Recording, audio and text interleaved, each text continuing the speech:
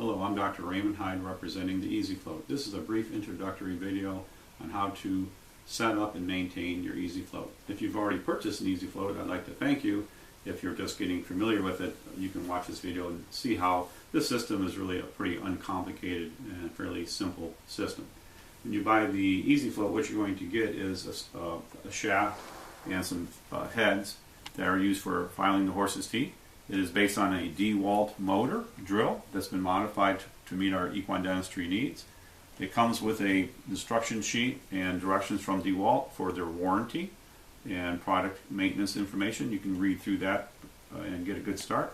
When you first get the system, what you want to do is take the battery and charge it in the charger. You'll notice that when it starts to charge, the red light will start to blink here. When this red light is no longer blinking, the battery is charged. So when you first get your system, go ahead and charge both batteries that come with it so that you can work on horses all day long. The way we do this is we put this in here. There's a little lever that you push down to unlock it so it slides in place. Okay, then it's ready to go. It comes with a 1, 2, and 3 speed setting, so you can start off slow and then go to a higher speed as you like. Because of the trigger, it allows you to have very good control of the speed of the instrument as you use it.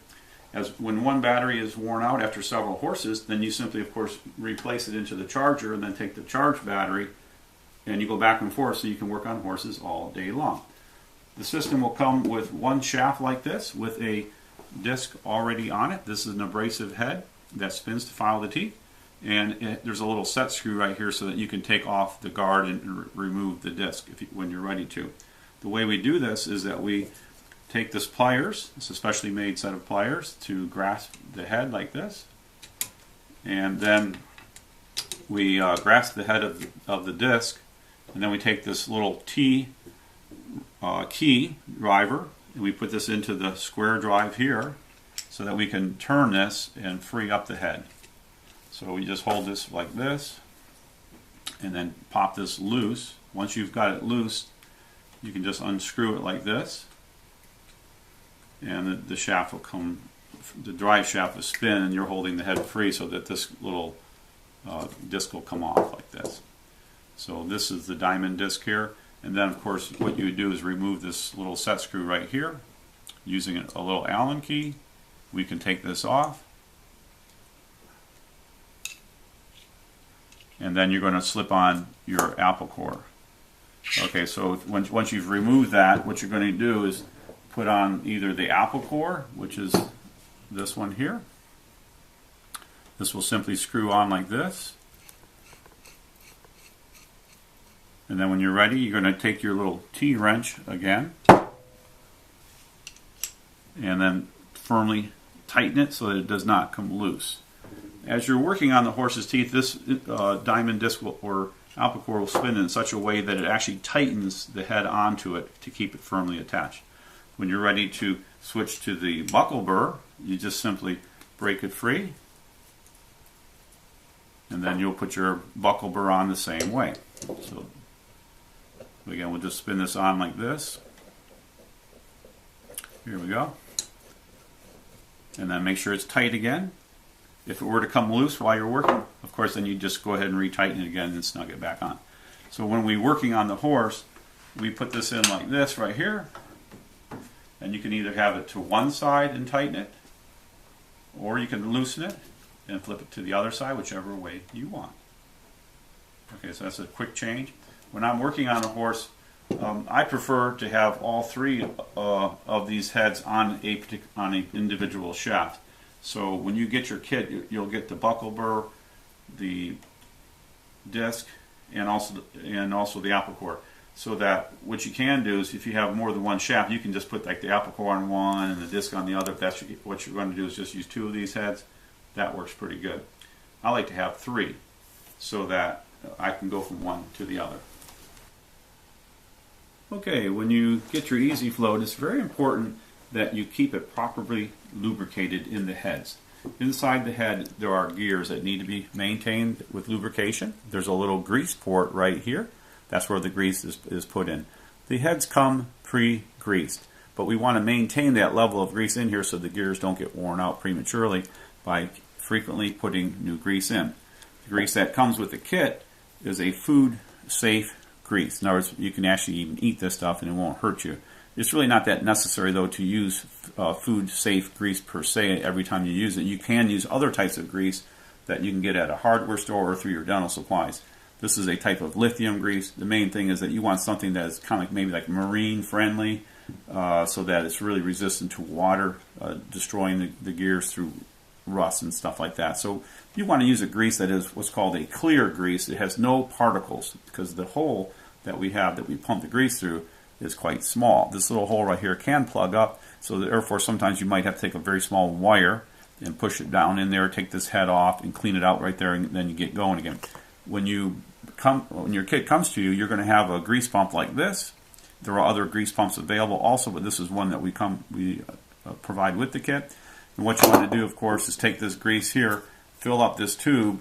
And when you squeeze the tube, fill it up pretty good. There might be some little air pockets in there. You're going to put this back on and screw this on, and then you're going to help to eliminate some of the air pocketing by using a screwdriver or something like that to push up in here like this, and you're going to push on this plate that's in here and push it up to the top and get out most of the air. Okay, and then when you pump it like this, and when the grease starts to come out, you can see the grease coming out. I usually have a little rag like this.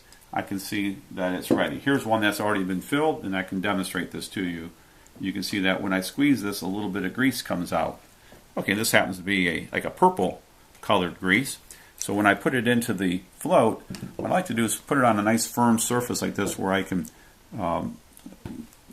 securely hold the float in place.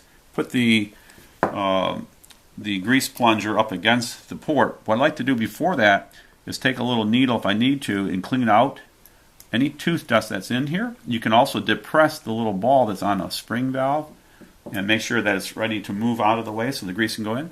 Another way to clean it is to take a little brush like this, and you can brush out any tooth dust. The tooth dust could form an abrasive on the ball bearings and stuff like that, or on the gears that are included, so we don't want any tooth dust going in. When you pump the grease in, you want to have it firmly held in place here. A lot of times what I do, I push in on the disc here with my finger as I pump it, like this. Okay, and what we're looking for is the disc might start to push outward like this as it fills with grease. You might notice that the head actually moves outward. There it goes. See, I just saw it move outward. Okay, another trick for this is that as you put it in, you can spin it a little bit, either with your finger or using your T-wrench back here. You can actually spin it a little bit as you pump the grease in. As you pump the grease in, you might notice that the disc actually becomes a little bit harder to turn. That's a good sign. Or you might notice that grease is coming out underneath the disc around your guard. If you're using the buckle burr or apple core, what you'll notice is that grease may come out right here. This is also a good sign that the grease is flowing through the system. And when the grease starts to come out clear and not watery or dirty or anything like that, then of course you have nice good grease in your gears. So as you're pumping with this, a lot of times what I do is I'll push in a little bit like this with my finger, and that will help it to come free through the side. I'll go ahead and pump this one and show you. You'll see that the grease is now starting to come out around the head here. Okay, some more maintenance tips for the EZFloat. When you're using the EZFloat, when you get finished with it, you want to clean it up. Some handy ways to do it, of course, is just take some mild soap and water and a rag, and you can wipe it down like this. One thing you want to be aware of is that you do not want to get water inside the windings of the motor. These holes here, of course, you don't want to pour water, squirt water, or drop this down in a bucket and have water get in the windings. But otherwise, it's pretty easy to clean with a rag. You can take a little brush like this and clean it off nicely. When you get done, you can spray it with the Armor All, and that will help keep the dirt from soaking into it and keep it nice and shiny. Another thing that's pretty handy, of course, are these Clorox wipes. You can wipe this instrument to disinfect it, and the batteries, even when you take it off, you can also clean these quite easily. The shafts themselves, again, you can wipe them off with mild soap and water if you like. And one thing you want to be aware of, though, is that you don't want to soak this inside a bucket while you're working. Okay, this would be bad because eventually water could penetrate into your gears, and that would just not be good for the bearings. Yeah, you're not afraid, though, to take a wet rag and wipe it down, or a brush and brush these off. That's no problem, because when you pump it with the grease, usually that kind of expels any moisture that might be in there. After using it, sometimes I'll take the grease and cover this head right here, because it is a steel structure and could possibly start to rust a little bit. So you can take the grease and cover it, or you can use an oil liquid wrench, that type of stuff. Any kind of things that would prevent rusting would be good. This is stainless steel. It's not likely to rust at all. And then this back here, this part here is aluminum. So feel free to use an anti-rust here in between uses if you're carrying in a humid environment or storing in a humid environment.